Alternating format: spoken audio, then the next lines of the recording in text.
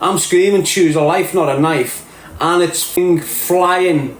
It's popular as fuck. All of a sudden, the gangsters come in to cancel me, and there's a new message for people to appeal to. It was deliberate. Even the store could come out shouting that. He probably got a wage thrown at him to shout it, to discredit the message, so that message could go bang. And this isn't me paranoid. This is what they done. Honest, they cancelled an organic, natural, powerful message that was making huge difference because it was Darren Gee that was screaming it.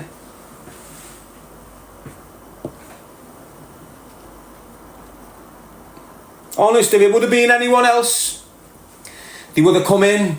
There's money for advertisement, there's an office where you can work from, there's things that you can elevate this message. But because it was Darren Gee, cancel it.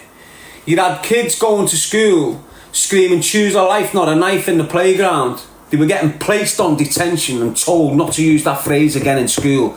It's a gang culture. You had kids getting suspended. I'm not lying. You had kids getting sent home from school for saying, choose a life, not a knife. The police told the system, it's a gang shout. Do you know who shouts that, Darren Gee? It's what they're saying. But on the same breath, then we'll go in and do assemblies, and the kids are asking about me, and they're talking about choose a life, not a knife, in the assembly. I'm not even there. They're cancelling me and speaking about my message in assemblies. I'm not lying, lad. This is what they've been doing in Liverpool. And the drug dealers, they were helping the situation. They knew, as I said it like the other day, I tapped onto something, and because I weren't being materialistic, and because I weren't being in that space of trying to get rich off anything, I didn't know what I'd tapped into.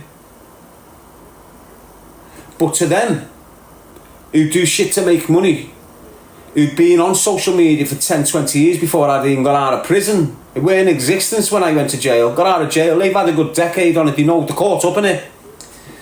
So they're identifying where money's coming from off traffic on social media, and I'm not interested in money. I'm just delivering my message. It saved me. I want to save others. That's what I was doing.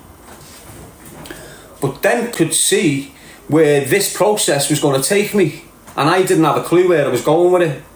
I'm just doing my thing, not aware of how to get to here or get to there. But all them could see the amount of traffic, the amount of people that are coming and watching and listening and bigging me up. They could see I'd probably make millions of pounds at the end of all this.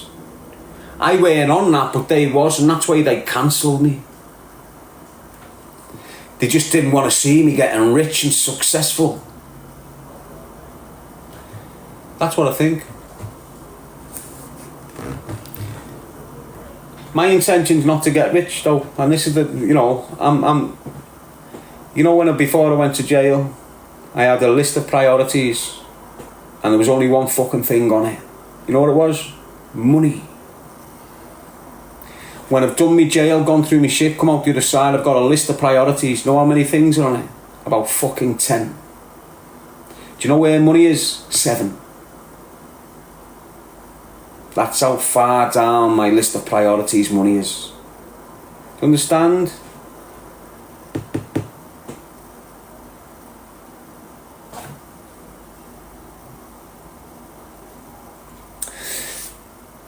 Prioritise family and friends before anything that's man-made. Your family and friends are not man-made.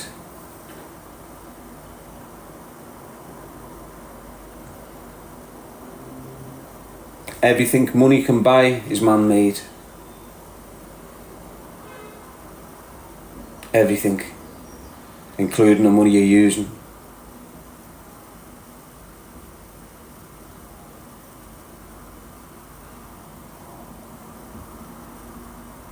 And if you focus, yes Joanna, if you focus on the life form of things, if you prioritise the life around you more than the materials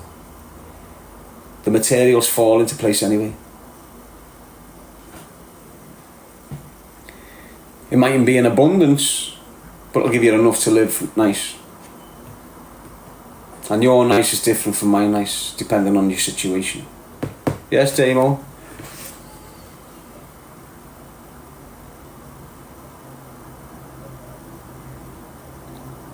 So, when you've really lived a fucked up, poor, nasty, destructive, traumatic life and got through it, you really appreciate life. Everything. Honest. You become more in tune with your surroundings.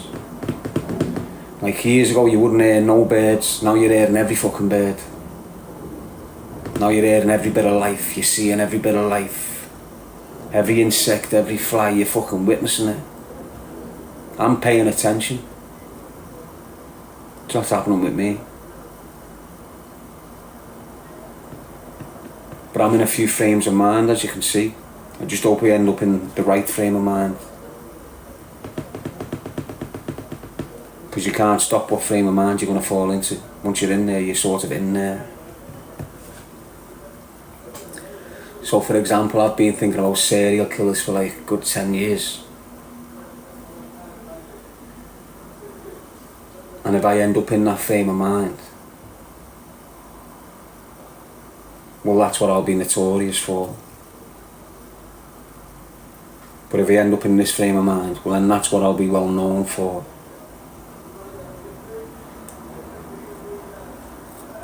It's hard, like, because you can't really pick. Yes, Dan, you can't decide. You can't choose what frame of mind you're going to end up in. It's the experience that creates that for you.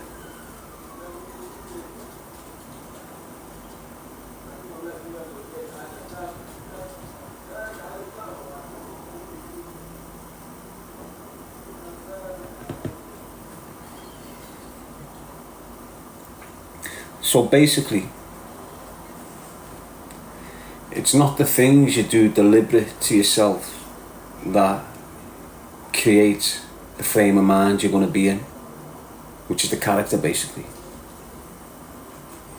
It's the experience you've got no control of that creates the serial killer.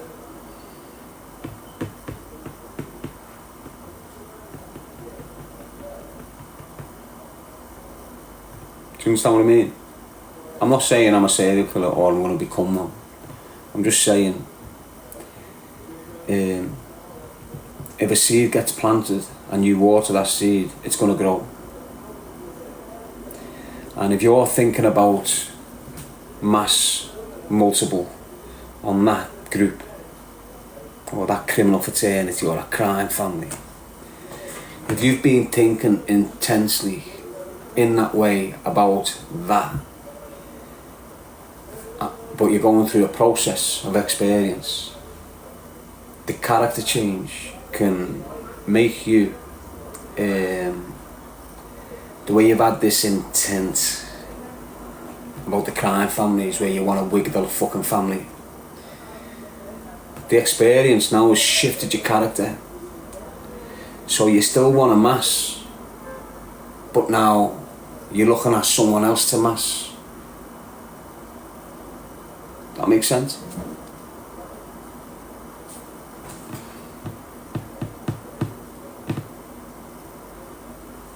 Mass murder just means more than one. So you've got murder, double murder, triple murder, mass murder.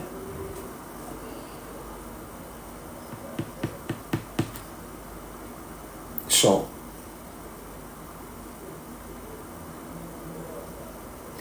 me one day, waking up, going to me war chest, getting me 2 fast ones, getting me green anorak, walking into, I don't know, Manchester football ground, pulling me fast ones out and just going.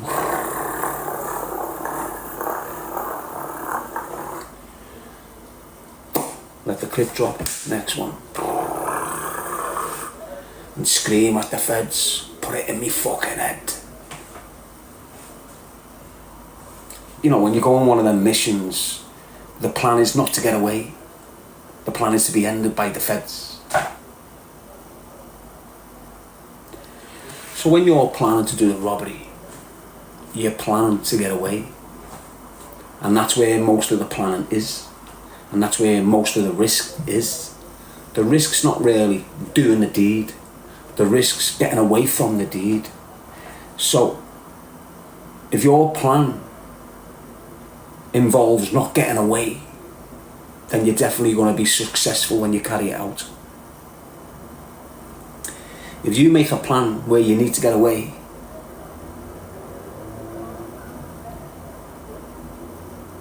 it's a different mindset. It's a different, because you want to live. That's why you want to get away. You're doing that robbery and you want to get away so you can live and spend the dough. So it's a different form of planning. It's a different mindset. If you've got someone planning a dirty move or a mad move where they know they're not getting away with it, it's 10 times different, mate, to that group that's trying to get away with it. Different mentality, that, completely. So if you've got that man there, that if you've got that gang of 4 men and they're going to kill someone, but they're going to try and get away with it, what you've got there is a gang of shithouses. Do you understand what I'm saying to you? You've got a gang of shithouses there. Whereas that kid there, he's going. If he manages to walk away there without the feds killing him, happy fucking days. But if the feds turn up, he's not trying to get away. You know, this is me. I've planned my death. This is me. You've come to kill me, and I'm making you kill me. Yeah, I've dropped 20 people there. Don't give a fuck. Kill me. You're not trying to get away. So look at these. So I'll be honest with you. I always am. Years ago, when the drug dealers are trying to shoot me dead, and they're attacking my life, fucking my life up horrendously, I'm not a knobhead. I'm not a shithouse. I'm game as fuck. You ask anyone, right? So I start thinking to myself, alright, you think I'm fucked because I've got no numbers. And when I'm on that path, I've always been on that path anyway. So I start watching where these groups of people go. And they go there like creatures of habit. For example, Team Coburn, one gym, one place, all them rats would guaranteed be there 10 o'clock every Sunday morning. Guaranteed. They'd go in, they'd close the door over, wouldn't lock it. If I walk in there with a fast one, what's happening? Exactly. And this is what you've got with these groups. These groups target the lone wolf. And they target until they can kill him. Why? Because they know as long as he is alive, we're at risk. Them 20 dickheads have got to find one of you. They need that one address. They need that one location for you, and they can never get you. Why? Because you're always moving about. You've got 20 addresses. And if you go to address 1 and deal with that, the impact on the other 19 addresses is massive. Why? Because it's group thinking. You hurt one of them, you hurt them all. You kill one of them, you kill them all.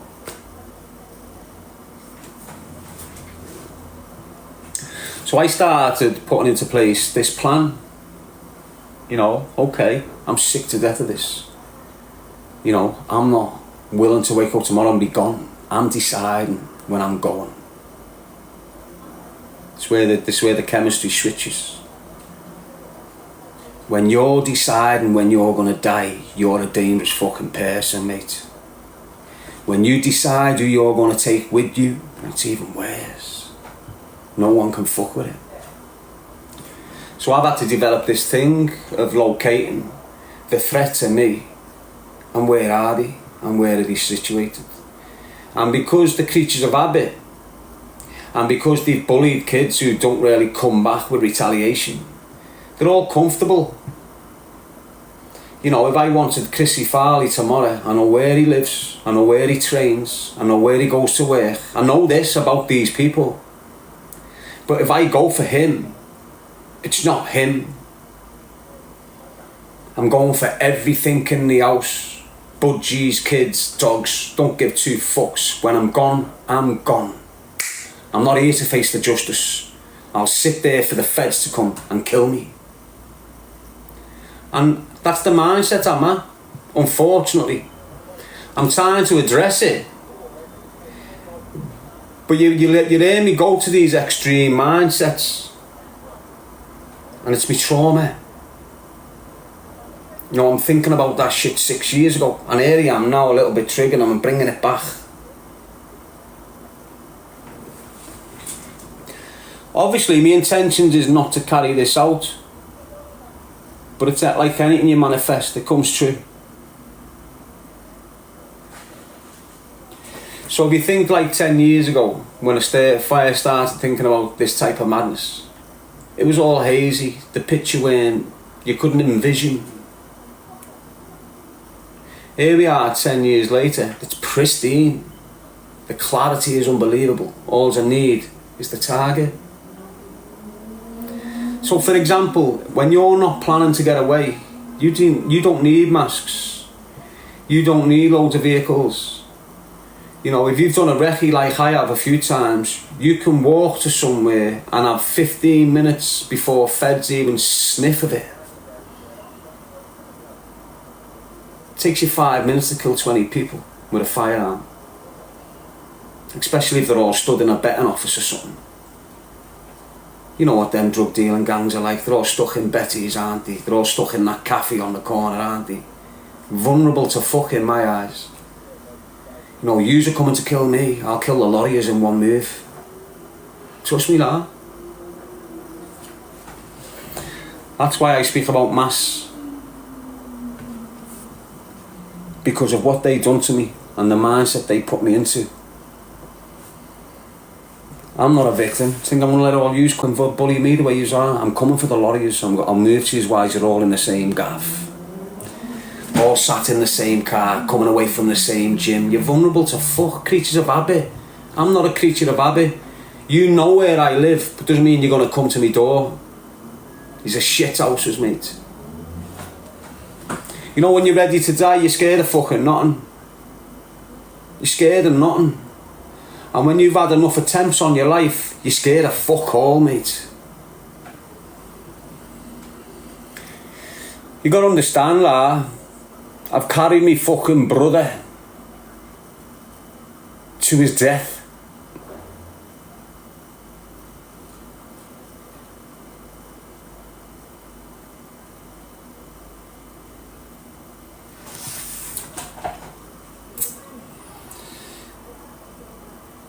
You just don't, you aren't grasping like fucking, what happens is this, look. If you're with your mate and your mate gets shot and an ambulance turns up and he gets took to fucking hospital, you're alright, you kid. There's nothing fucking wrong with you. You know, if you're in a car with your brother and two of his mates and a gunman comes to the front window and unloads his clip in the chest of the kid, and you're in that, blood splattered in your fucking face. Do you understand what I'm saying? Right in the middle of it all. And you're carrying that dead kid and your other brother, driving him to hospital while they're fucking ruined with holes in them. And when you slam it at the hospital and jump out and try and pick your kid up who's piss and blood all over you, this is real shit. You haven't had a fucking scare, you helmet. Your mate got shot dead 2 hours away from you. My mate got shot dead in front of me and his blood was pissing down my face. Think about it. So when you've been in such mad, violent situations, trust me, it has a mad effect on your fucking head. And when you can see the real brutality of that life, you understand you don't give them a fucking chance to do that to you.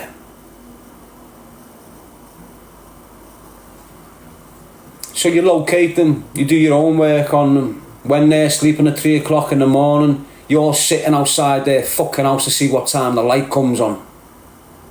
Do you understand what I'm saying? You're sitting there for days sometimes.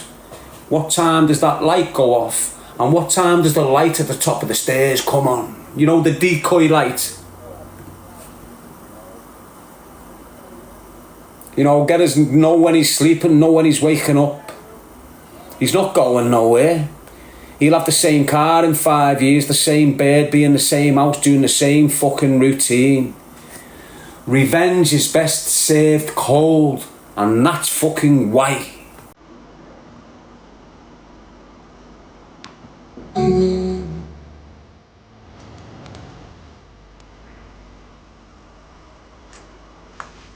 Anyway, sorry about this, people. I'm talking next level, aren't I? And a lot of yous aren't on that next level eyes. So you won't understand what I'm saying.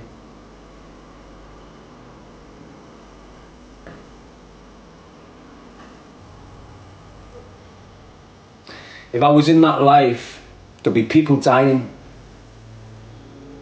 And I'd be getting away with it.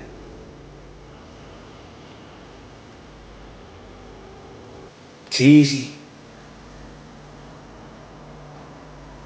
You don't get nicked for your own mistakes. The only mistake you've made is doing a graph with that.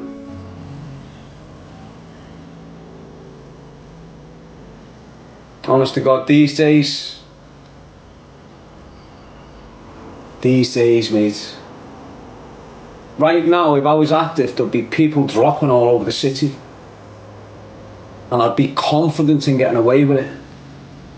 Why? Because the feds in Merseyside cannot solve fucking murders, mate.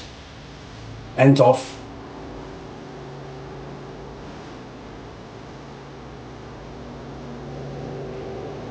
Think about it, right? If all them murder offences didn't have a snitch in them, they wouldn't be solved.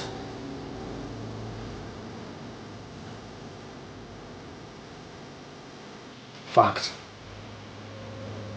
The only way they solve crime is by people snitching, mate.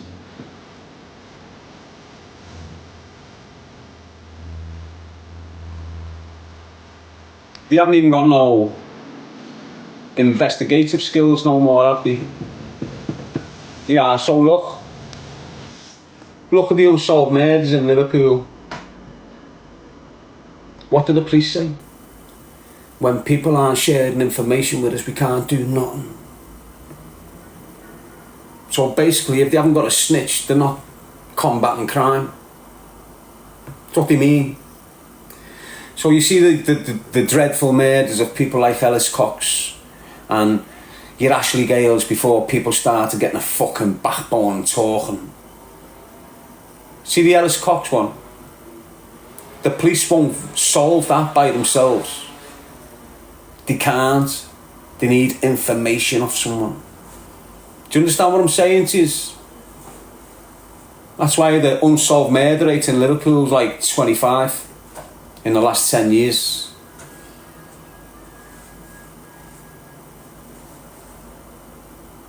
Think about it, it's 2 a year.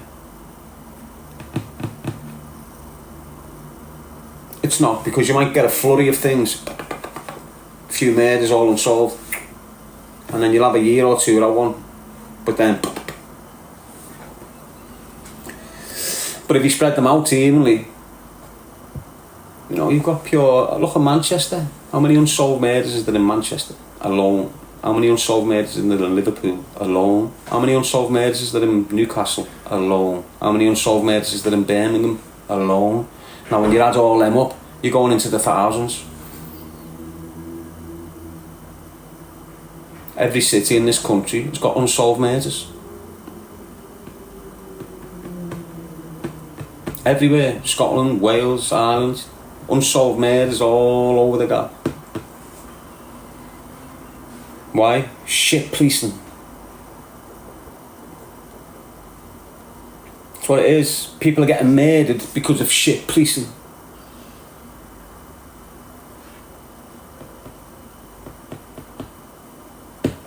Every terror attack, every grape, every shooting, everything like this, it's all down to shit policing. Shit leadership. That's what it's down to.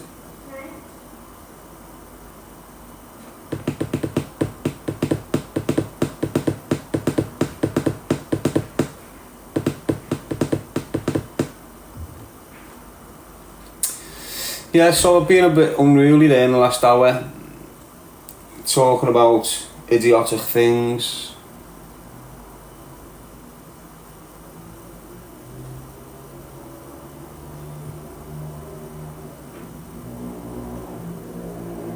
I don't mean to inspire a serial killer. I'm just telling you what goes through my fucking head. Some of it's not good, is it? But I'm trying to correct it. I'm working on myself on a regular basis. You know, trying to conquer these thoughts that I've created.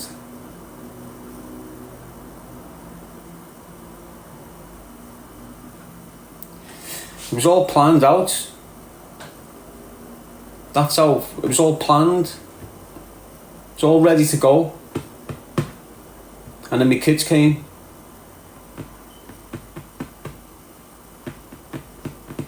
Altered everything. Honest, mate, when I was speaking a few years ago, I'm about to end a family. I was about to end a family. And my kids came.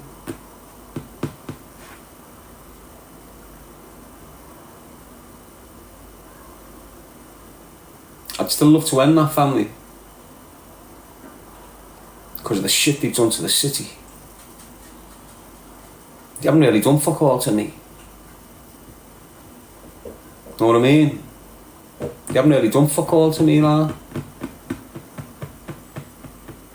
It's what they've done. With the behaviour for money.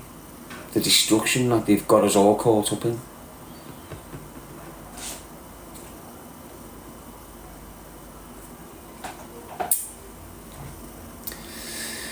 Got Brandon saying who's Tintin. Don't know, lad. Call him Tinhead or something, don't you?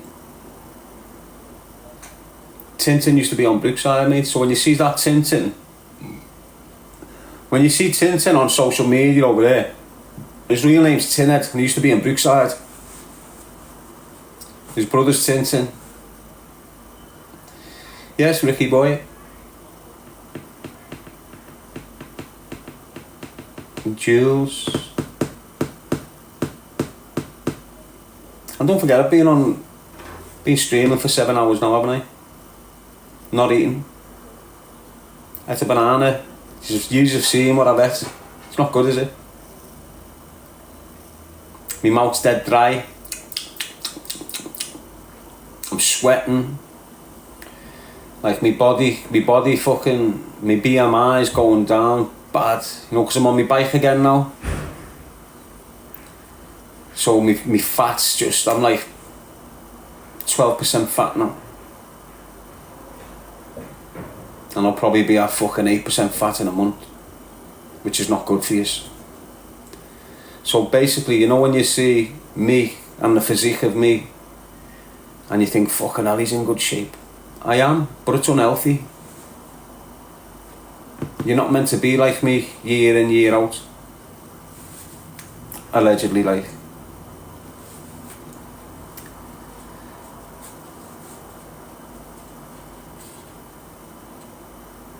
you understand what I mean? We need fat soluble vitamins. Says X2.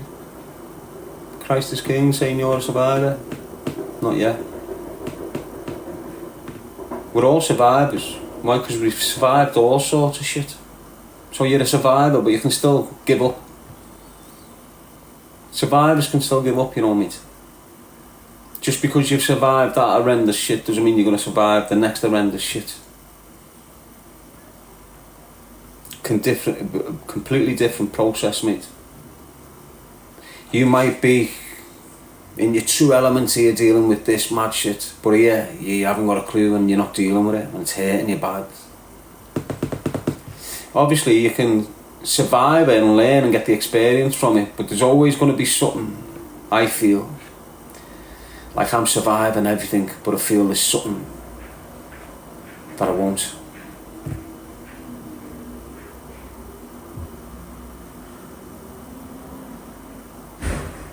Well, I can tell you now, basically,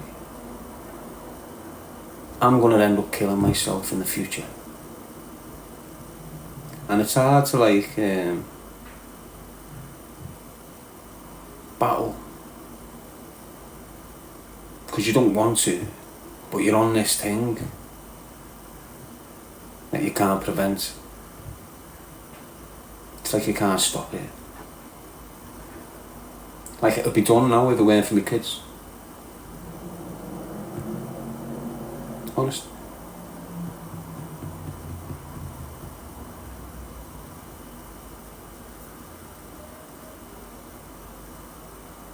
And that's just the way it is. And it doesn't matter how positive my life is, or how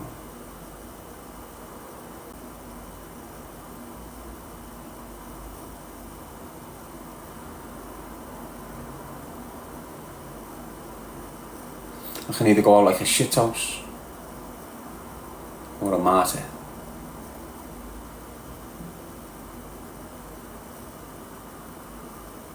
We're all going to die one day. You know that, isn't it?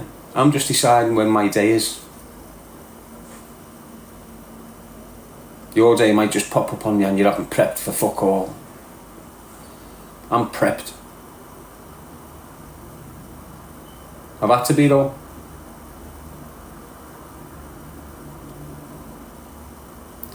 I'd rather take myself out than let a crackhead with a gun take me out.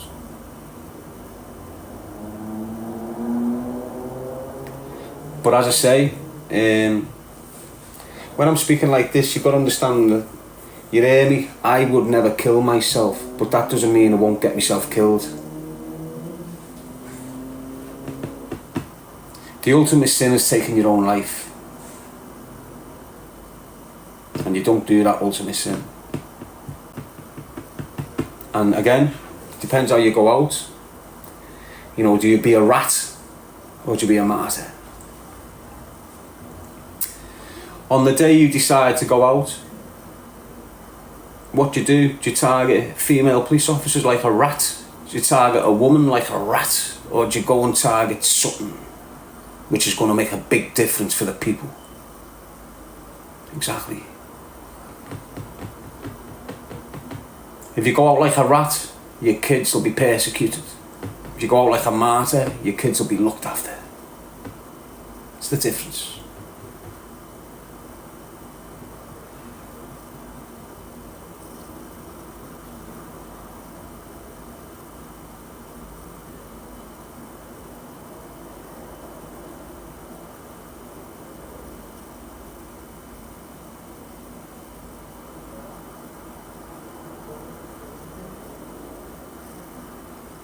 Sounding a bit like Al Qaeda.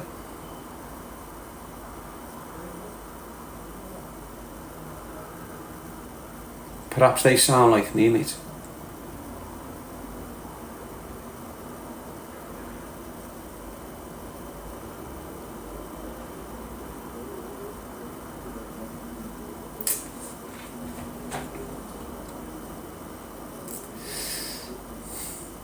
You got to understand the dynamics with them groups, lads. You've got to like, some of you will call the IRA terrorists, others will call them freedom fighters.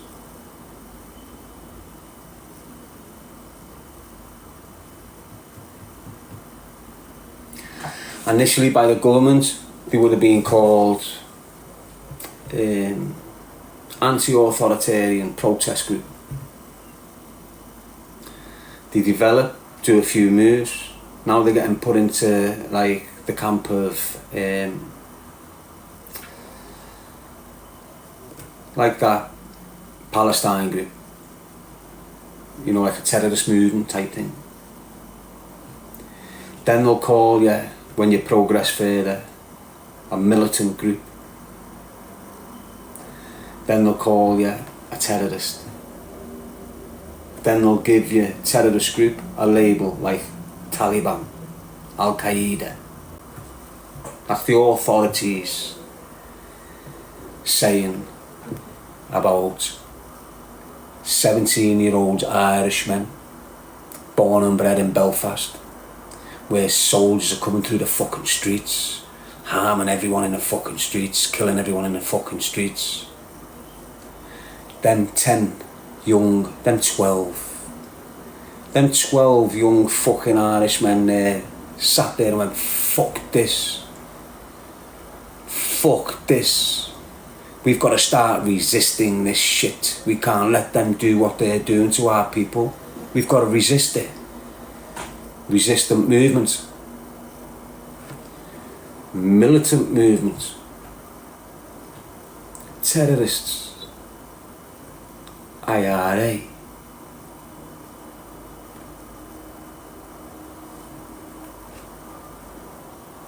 So perhaps I do relate to people in that mind. What's wrong with that? Do I sympathise with the IRA? Fucking right I do. Why? Because look what happened to them.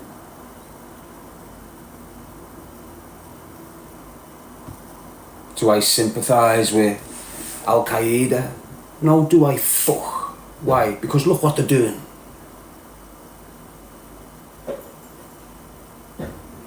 Understand?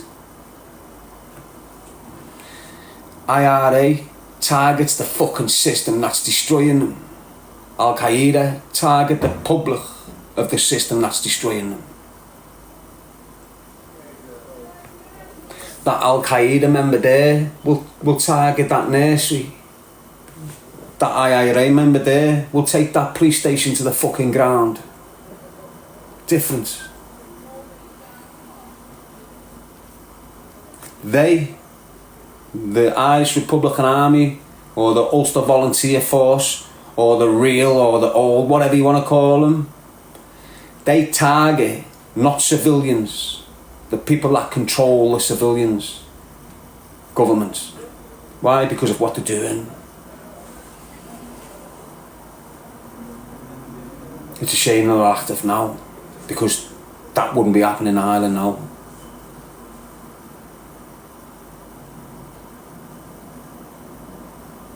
They're active but not practicing, if you know what I mean.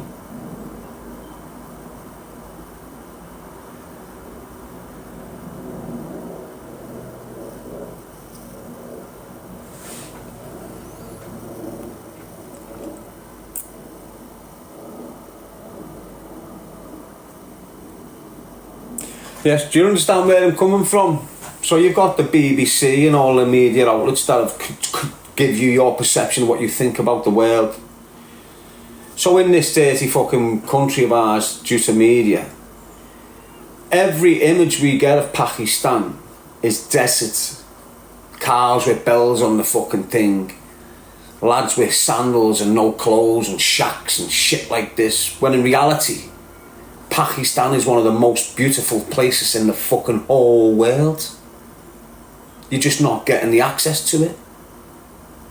Because this side of the world don't want you realising just how good them countries are when they're left alone. So these Arabic countries or these Muslim countries that are being bombed to shit, you're only seeing the war zone in them gaffs.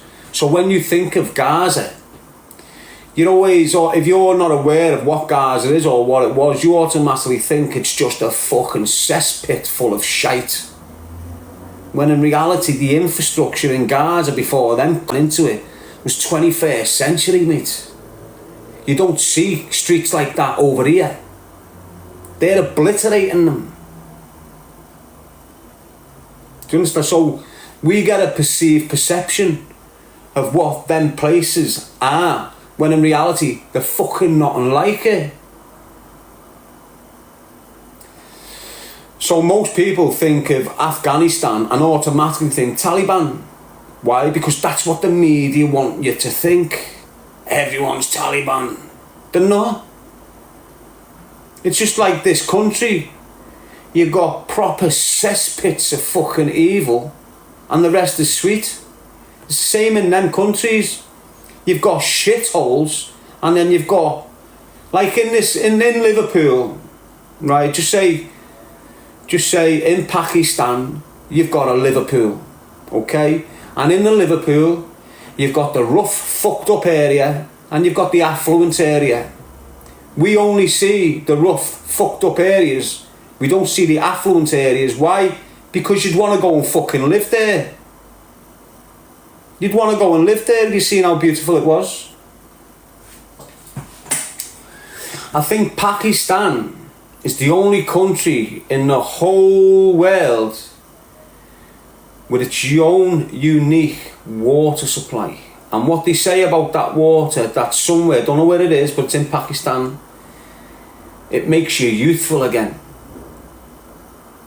Fact this, lad. This isn't lies, mate. So we automatically think, oh, Pakistanis are groomers, when they're not. You know, it's like every country. If you put Liverpool in Pakistan, it's the same dynamics. You've got complete fucking rats doing horrendous shit, and then you've got proper men doing great shit. It's exactly the same there as it is here. You've got areas that are run down like the boot estate, and then you've got areas like the fucking Bar and Park in Iton. Do you get what I'm saying to you? We just get a load of shit pushed on us to make us think bad about them in that world. It's like they don't want you going there. If you went to Pakistan, you would be treated like a king. Obviously, if you go down there and start walking through them, you're getting kidnapped, you're getting terrored, but that's the same here. If you're a tourist in this country and you go down that road, you're fucked. But if you go up that road, you're going to have a pleasant evening. Same there. Like Iran, Pakistan, these are dominant, prominent fucking countries, you know. And, you know, the money, the dough that's gone in there, you know, their governments don't just like live on sand. Some of the towns and cities in them places are 10 times better than anything in the West. And that's why the West hates on it, to be honest. So look, we're led to believe, aren't we, in this country, that China's a dictatorship. And everyone in China's under lock and fucking key, and they can't do shit without fucking getting punished. You might have areas like that. But then you get opened up to it, can't you? Like through streamers like, what's that Sprinter Speed? So he's gone into China and they've said, yeah, do what you want in here. The Americans couldn't stop him showing what China's like. China is 100 times better than anywhere in the West when it comes to technology and advanced living. China's on the next level. But us in this country think they're still living in shacks on the side of mountains. When in reality, they got fucking the best accommodation you can fucking have. You keep on hearing America in the West going, we're the powerfulest, richest country in the world. Are you fuck? China's well above you, mate. Listen, if you're a shop to the whole world, you're richer than the whole world. And that's what China was for 2-3 decades, till all the taxes and that got put back in place. That's why all your clothes are made in China. All your bikes, China. Tellies, China. This, China, China, China, China, China, China. They were the biggest shop in the world. So what makes you think they're not richer than every other fucker? Of course they are. And you got to look at the population. You know, they breed like fucking ants. China and India is probably the 2 biggest populations in the world, but America will say we are. You understand what I mean? America will say they're the biggest population, when in reality it's China and India. Like, you won't go into China, Italy, Afghanistan, Pakistan, all these places, and have a big community of Americans. But every American city has got a big community of Chinese.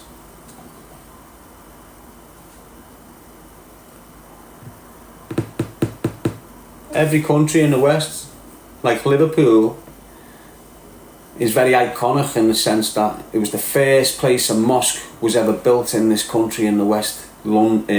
Granby Street, Liverpool, was where the first mosque was built. And there was something else I was going to say then. That's iconic to Liverpool, the way it was done before anywhere else, but I forgot it.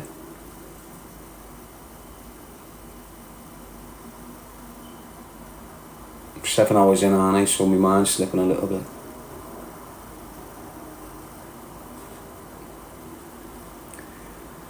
No, but the point I'm making is, these are all like perceptions that's forced on us by the media, your BBC and all this. It's them that makes you think Pakistan's a war-torn country. It's them that makes you think like Yemen is nothing but a shithole. When in reality, there's some of the infrastructure in places like Yemen and Saudi, Sudan. Like, we think Sudan and Darfur and all these places, the Congo, we just think it's jungle and beaches and people get... When in reality, you've got pockets of pure affluent there. Pure fucking... It's like when you hear about the Rwanda bill. You know, when you start screaming about Rwanda, and we automatically think Rwanda is shit, but you look at Rwanda, wow, it's better than here. No litter on the floor, no big dirty bins all over the fucking gaff. It's like in one country, I think it's Japan, and what they do in Japan, it's spotless over there. And why it's spotless is because the kids, every day at 10 o'clock, if they're not working or they're not in education, mandatory, they've got to come out at 10 o'clock and participate with cleaning the roads and the streets. That's how it's spotless. So if you imagine our estate, all the kids that aren't working, getting ordered to come out at 10 o'clock and do their bit on the estate. Paint the wall, get rid of the spray paint, get rid of the shrubs, all this shit. It'd be spotless, wouldn't it? Now, instead of forcing the kids to look after the community, they forced them to destroy it. What do I mean by that? Look, for example, they would rather pay that private security company £56,000 a year to keep your kid in there because he robbed a car radio on match day. That same kid would clean that estate every single day of his fucking life for 20 grand a year. But you want to spend 56 and lock him in custody. Doesn't make sense, does it? And there's thousands of kids in the system right now. If you give them £200 a day, they'd never go back to prison and they'd never reoffend. Yeah, you'll get the and ahs, or what the fuck, we're working, how the fuck are these getting da. But there's enough wealth in this country for everyone not to work and be given £200 a day. They just don't fucking do it. There's enough wealth in this country for everyone to stop working and live on it. Honest to God, mate. All the hours you're working in this country, it's not for this country. It's for the European community. So the majority of your taxes that you're going are going straight into the European funds. You're not even seeing them.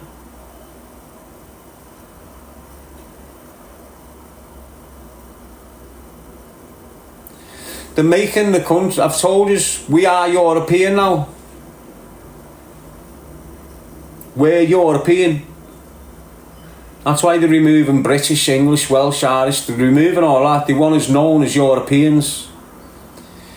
You're already known as European around the world. They don't look at you as British or English or Welsh. They call you Europeans. The way they done that with them over there, Asians. Do you understand what I'm saying? Now you've got Europeans, Persians, Asians. What else is there?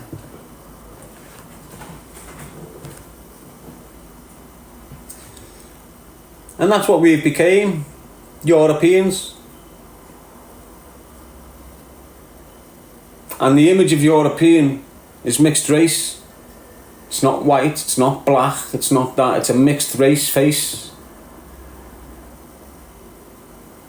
And that's what they're working on now, to make our country European. They need more white girls diluted so they have mixed race kids. That's why you've got thousands upon thousands of men, breeding men, that are going to start breeding eventually. They're going to start breeding eventually, mate. They're going to get themselves a little bird, get them pregnant, and there you go. European flow.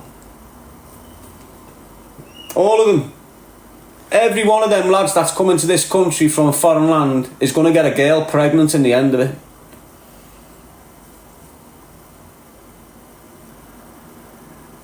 They're already doing it now. They done it years ago when we was growing up. And we didn't realise it, but years and years and years ago we had this firm of sisters on our estate. And they were all little, like, you know, not really worth banging. But what they done is they coughed for the Turkish man out of the moonlight. Dated this Turkish man. Why? Because that's all they'll fucking accept her. You've got white girls in your estates now where none of the boys are going near it. Why? Because they're fucking ruined. Open the legs too early. Which was all on purpose. They don't want us liking our women, wanting to marry them, wanting to love them, have kids to them. They want our women fucked so we come away from them and don't give them what woman needs. Man. And this is where it'll start, like it did years ago with them. Let's call them slappers. Who aren't getting surfaced off the locals anymore because they're ruined. But to an immigrant, it's brand new. She'll keep him, and she'll get him, and she'll have everything with him. Because she's been wanting a fella for years. Doesn't matter what the colour of his skin is, matters. And that's what they'll do. What you'll see on your estates now is that little slapper down there that hasn't been there no one for years, walking up your street with an immigrant. And because she's an attention seeker, you know, she's doing it more.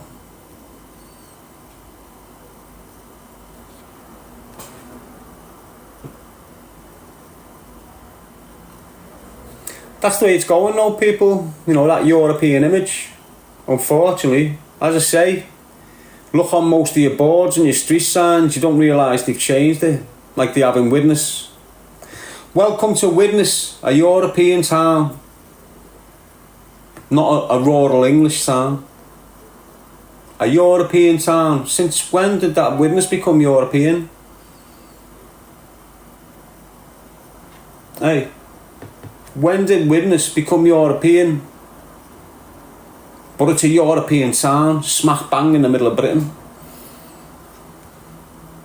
What they're doing, without you understanding it, replacing the signs. If you Google search the United Kingdom, guess what it comes under? Europe. British European.